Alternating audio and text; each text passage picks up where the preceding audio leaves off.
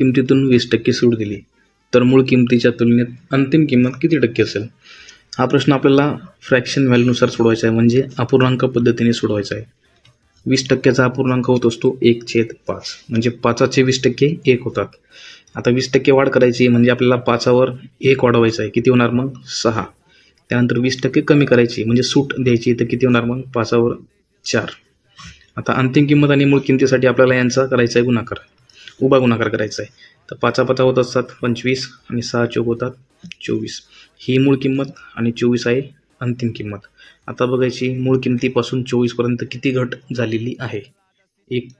एकची घट झाली म्हणजे आपल्याला टक्क्यामध्ये बघायचं आहे. सुरुवातीला टक्क्यांमध्ये बघण्यासाठी काय करायचं मग 1/25 गुणिले 100, तर किती टक्के होत आहेत मग 4%. म्हणजेच अंतिम किंमत 4%नी कमी झाली आहे.